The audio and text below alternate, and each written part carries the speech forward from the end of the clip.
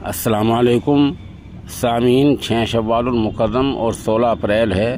ख़बर का उन्वान है, सुप्रीम कोर्ट ने योगा गुरु रामदेव को आज भी माफ़ नहीं किया है और अगली तारीख़ 23 अप्रैल लगाई है और कहा कि 23 अप्रैल को हर हाल में उन्हें खुद पेश होना है। बता दें, बाबा रामदेव पर इल्ज़ाम भी है कि सुप्रीम कोर्ट के फैसले के बावजूद उन्होंने उसकी खिलाफ वर्जी की है, अदालत की तौहीन की है और लाइलाज बीमारियों का इलाज जैसे इश्तिहार देकर आवाम के अंदर गुमराहियत फैलाई है।